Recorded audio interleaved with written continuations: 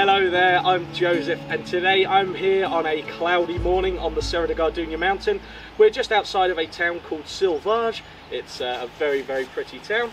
It's of course got all of these gorgeous views looking over all of the valleys on the Serra da Gardunha mountain that you can see behind me there. And right now we're just coming at the end of winter, beginning of spring, and that means that we've got all of these beautiful flowers starting to burst. Yeah, we're here today because we are going to be showing you a beautiful 4-hectare homestead. It's a really, really pretty place. It's got a building that can be lived in. It's got quite a few meters of river frontage. I'll tell you more about that in a little while when we get down there. And yeah, overall a very, very, very nice place. So please click that subscribe button, click the like button, and yeah, let's go look around that farm. And okay, as we first step onto the farm, we have a lovely little, it's a public track behind me, and it feeds this farm and a couple of other homesteads, and I think it is 1 or 2 other homesteads. I'll show you that in just a second behind me. And yeah, so that is really your end of the track, so that's perfect. And here to my right hand side is Andre. Hi Andre, it's been a couple of weeks. How are you? All good? Fine. And then as we first come onto the farm here, we come down this little track. This is a private track running down the middle of the farm, this one. So this is just for tractors and things like that on the farm, and it goes right down through the olive groves. They have over 100 olive trees on this farm here.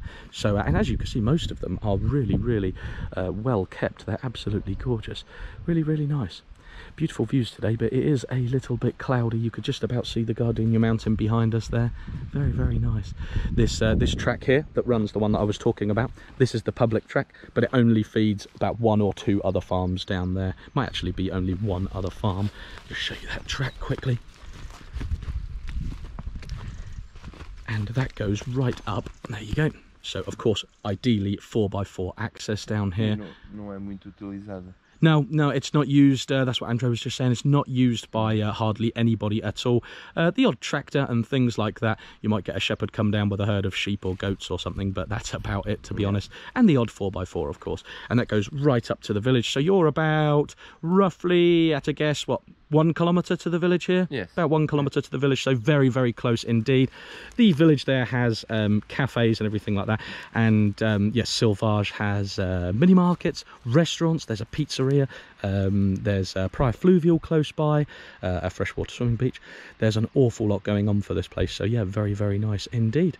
And of course, you're also not that far away from Fundão, where the mountain is there, right at the foot of the mountain. That's Fundão. So I would hazard a guess at maybe 15 kilometres, maybe 20 kilometres from Fundão. Yeah, about 20 kilometres. So jolly close, jolly close.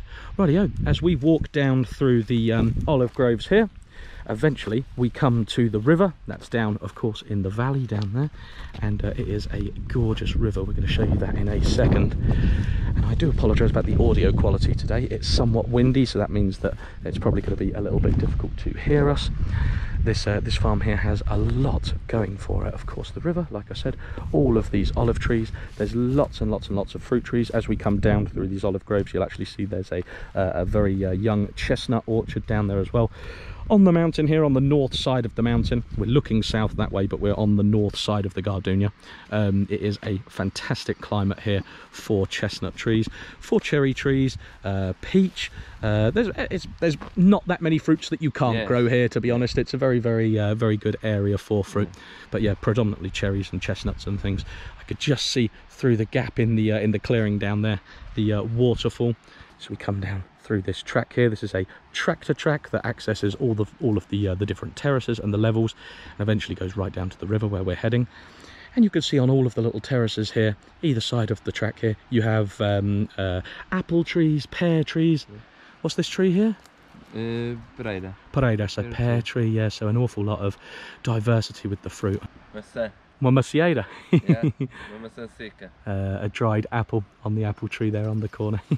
There's a lot of fruit, various different types of fruit tree. And of course, this land actually has quite a nice sized area of, quite a nice sized area of pinhal as well, so pine forest or just general forestry, and cork, yeah, so general forestry, so cork trees, pine trees.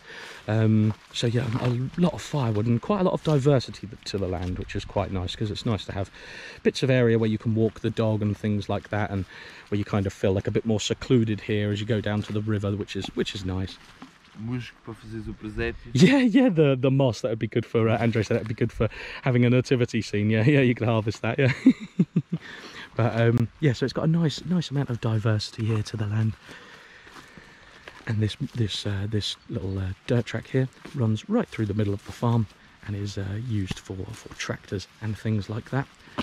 And then as the clearing opens up here, you can see all of the young chestnut trees, castanedas. Wow, look at those beautiful yellow flowers on the mimosa there. Mimosa is a fantastic wood for chopping down and using in your wood burners.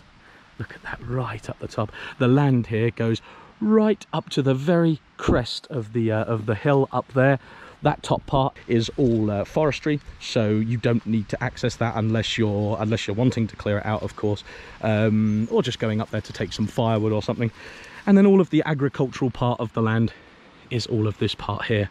Of course, that would be because back in the day they would have wanted to utilize area that's close to the water, so they can use that. Linda, castañeda, no? Yeah. Castañeda, large chestnut tree. Nice.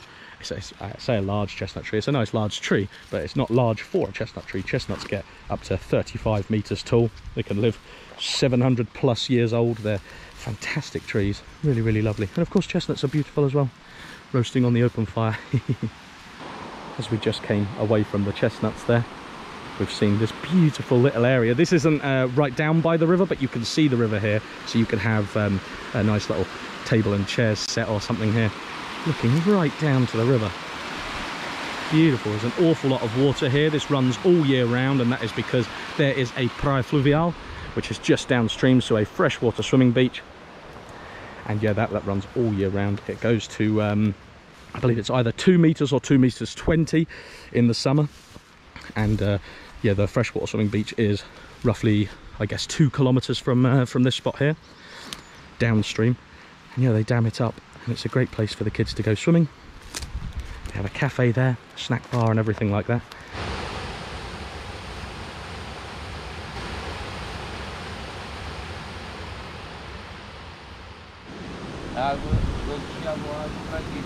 Andre's saying that where this waterfall is here, they would have had a channel here. You can just vaguely see it now. Of course, we're talking about many decades ago. A channel here where the water would be channeled away and brought round here, like a kind of an aqueduct sort of style, to channel the water to where they wanted it for, I don't know, for veg patches, for this, that, the next thing. And yeah, wow. Yeah, as Andre rightly said, beautiful. It is a gorgeous waterfall. You've got your own swimming spot here. I don't know how deep it is, but it's going to be relatively deep. I mean, I know just a kilometre down the river there, I know the swimming spot is 2 meters 20 deep between that sort of depth.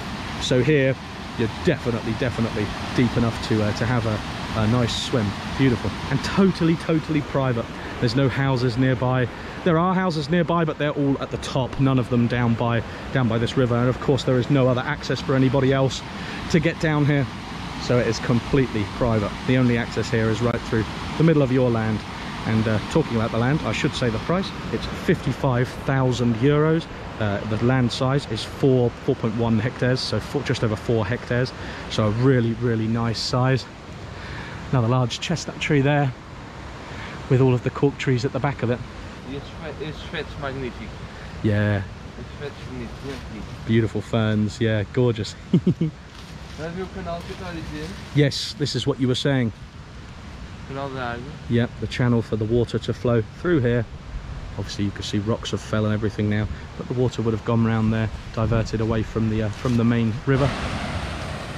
The owners of this farm told me that there are trout in this stream. I have actually fished this stretch of river before, not right here, but a couple of kilometers away, and I have caught trout in here before. It is a gorgeous water course. Look at that, my word. That must be, I'm not sure, 15. Eu acho que sim. Andre just said that middle part there, hope you can hear me over the roar of the water. That middle part there must be 2-3 meters deep. Yeah, probably is about that, with all that water running constantly. And yeah, it must be 15 meters across at a guess there. Wow, absolutely beautiful place to sit. You can just sit there reading a book or something Beautiful. Ali umas pedras. Yeah. Jam it up. Só estas pedras aqui para fazer lago pequenino. Okay? Exactly, yeah. Andre just said these little stones here, you could create them there just to create a little dammed up sort of area. It'd be absolutely fantastic. Here on this stretch you get kingfishers, otters, well, so much wildlife. Of course the normal wildlife what you get in the area here, wild boar and everything like that. Absolutely fantastic. Beautiful, beautiful, beautiful place. Now I think we're going to go up and have a look at the rest of the farm and the house.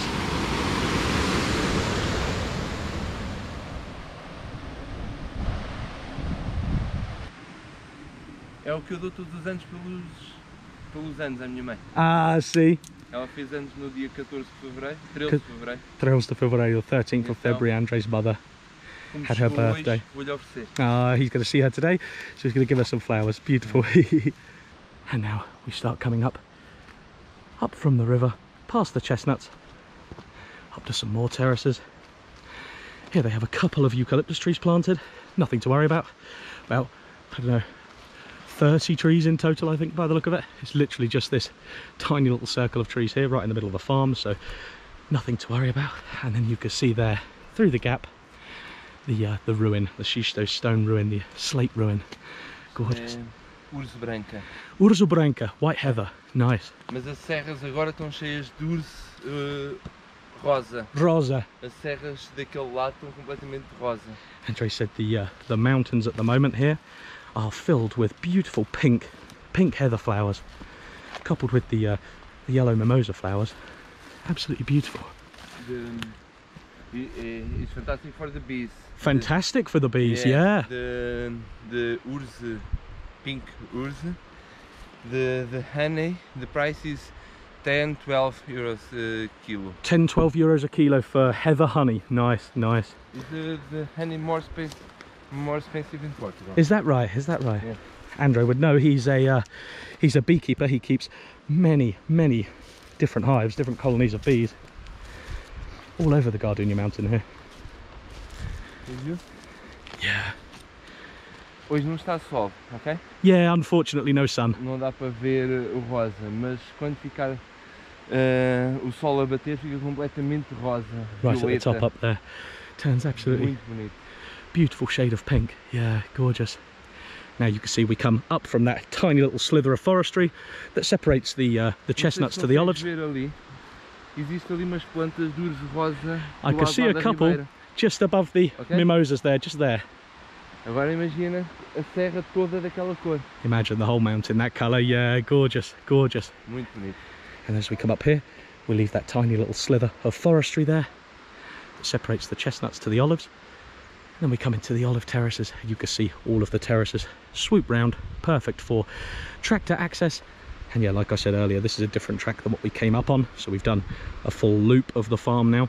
This also is perfect for tractor access. You could drive straight down to the fluvial to the river.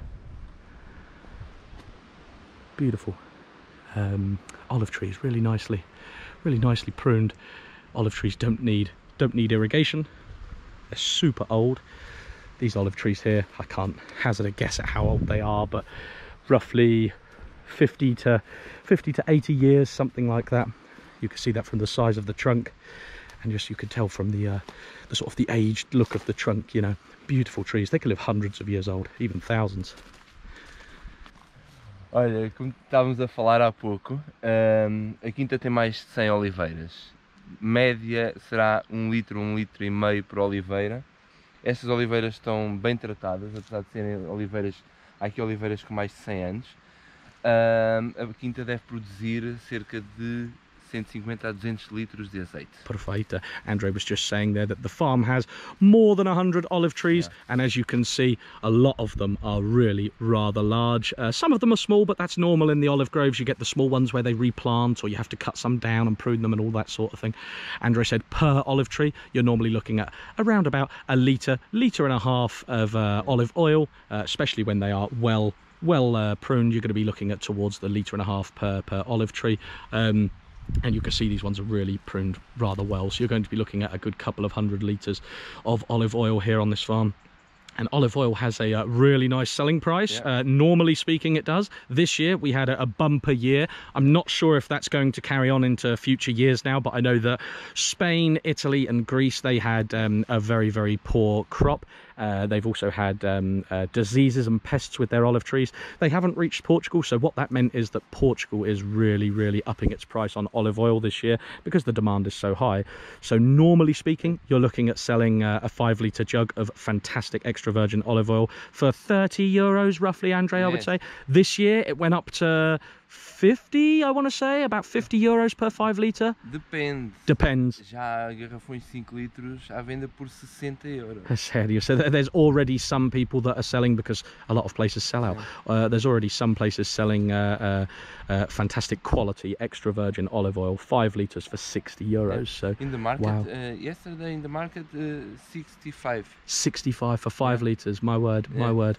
But of course that's a big jump up in margin this year from normal years. I don't know if that's going to continue on.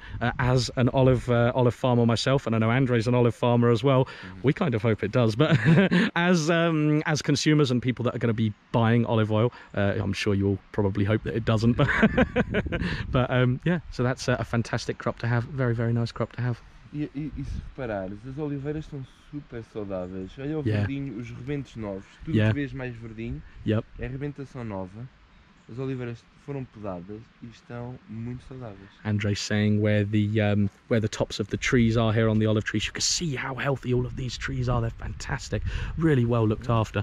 Where you see all of the light green little shoots coming up off of the tips and the tops of the tree there, you can see that is all new growth from last year. O ano passado, não é? Yeah, from last year. E dá para ver aqui uma coisa, José. Sim. Tu reparares, elas foram podadas, pruning, ok? Yep. Tiveram tanta azeitona na rebentação nova que elas torceram. Olha aqui. Right, yeah. Isto ia para cima. Yep. Ok? The top. Mas elas torceram com a quantidade de azeitona que tinham. Yeah, so the ones from that would be from the year before, then they grow up, and then with the weight of the amount of olives they had, it slowly trains the branch, bends it down, and you can see there that one was going up like these new shoots. And look at it there with the weight of the olives that it had in October, November time. Absolutely. Deve ser bem carregada, não é? They were well loaded. Wow. Beautiful, beautiful. So very, very nice crop to have, and beautiful, beautiful trees that live hundreds, if not, if they're well looked after, thousands of years. Gorgeous. Exist very beekeepers in the region. Yep. Okay. Exist very bee eaters. The bird. Yeah. Bee eaters. Yep. Yeah. Yep. Porque eles gostam de fazer os ninhos nas paredes de barro, está a ver? Essas paredes assim de barro. The bee eater birds like to make their nests in all of the clay banks. Vês ali naquela zona barro? Yep. Eles adoram fazer os ninhos ali afastados. Where you can see the little bald patches over there, that's where they have their little nests in the directly into the clay. And yeah, of course they são lindos. They're beautiful birds. Yeah. They have a beautiful song as well. I'm going to put some on the screen here, but they do live up to their name. They eat bees, yeah. But of course there's tens of thousands of bees in the colonies, so they won't eat them all. You can see these olive trees. I know I mentioned it earlier, but they are all pruned gorgeously, absolutely perfectly. You can see there's been a tractor down here. They've scraped across the soil there to get rid of weeds and whatnot. Beautiful.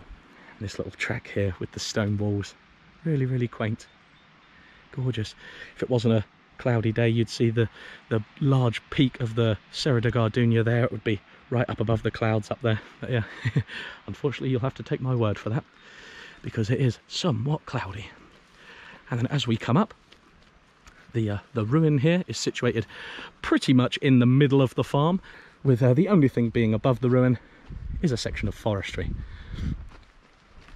And now as we come up, you can see that this would make gorgeous views here if you put a window facing out towards the opposite side of the valley. That's facing north that way, so south behind me. And I think you just caught a snapshot there. I've got a little tool that's going to help me see what the size of this ruin is. It's not very big. It could be extended though. It's 4.876 meters, and the opposite side there is 3.676 meters. So that'll give you some kind of idea of how big this ruin is. It can be increased in size as well, but what you will need to do to find out exactly how much you can increase is to speak to an architect. They charge, I think it's roughly 150 euros. They give you a few printed out sheets of A4 to tell you exactly how big you're allowed to go, legally and everything, what you're allowed to do, where you're allowed to build. So if you didn't want to be in this ruin for argument's sake, they might say that on that part of the land you're allowed to build X amount of square meters, or no, it has to be here and it can be X amount. But I would imagine 120 square meters extension on that one. That tends to be typical in the area here, maybe slightly more. I know what you're about to point out, Andre. I just noticed it as well. É a tal abelha solitária. Yeah, the little bee that was about to go into the hole up there. It's I don't know the species. Andre's saying it's a solitary bee. You might see him just about to fly out of that hole. Ela é cinzenta. He's grey in colour. Oh, ela está a dormir. Está a dormir dentro. Como agora está a ficar um bocadinho frio, parece que vem lá a chuva, ela está ali abrigada, olha ali, ela está toda enrolada. Okay, because we've had a little bit of wind there. Sleeping up in the hole. Ela está-se a proteger do frio, olha ali, ela está a olhar para nós. Estás a vê-la? Ela ali a olhar. Yeah, looking right at us. Ela foi-se abrigar do frio porque está a dar chuva daqui a 1 hora. Thinks, what are those two? What are those two people doing looking at me? Yeah. Okay. Ela já está a proteger. So yeah, as you can see, it is a nice sized little stone ruin. Of course, ideally needs to be extended in order to be a decent livable size. See you. Yeah, it would come out as soon as we step away, wouldn't it? Yeah. And yeah, I think a nice window here. You can extend up as well, I'm sure. You just need to speak to that architect first to see exactly how much you can build and what you're allowed to do here. But I'm sure you would be able to extend upwards as well as outwards. And if you had a nice window there facing out, Deve dar para construir uma casa até 400 metros quadrados. yeah, that's what I thought. Andre's saying that you can most probably build something up to about 400 square meters here, but of course we'll only know the exact size once you've paid to have the paperwork. But yeah, that would be a really nice sized place there, and in a fantastic location. You could drive right down to the house here with your vehicle. Then you'd probably have to put a little driveway in here, calçadas, cobblestones, something like that, or of course you could just gravel it or something if you wanted to, and then a little mini tractor or something, a compact tractor, something, I don't know, 25 horsepower, something like that, is plenty to get around. Small enough where it's compact and everything, that will go underneath the trees and do all of the work you need it to do. Cut the grass. You have a box on the back, a hydraulic box to transport all of your bits and bobs. Glorified wheelbarrow, a nice little trailer on the back, something like that. And yeah, ideal. Carry all your logs and everything. Beautiful. Well, I think we've pretty much seen everything on this farm. Shall we go to the Prior Fluvial? Yeah, just down the road there. Yeah, if we go to the Prior Fluvial, we'll show you that. It is just over the valley, just over there. So it really is maybe 1 kilometre away, something like that. Yeah. It's very close. We'll go there. In line is maybe 500 meters. As the crow flies, about 500 meters, but as the road goes, yeah, probably about 1 kilometre. So yeah. River, for the river. Yeah, beautiful. Let's go.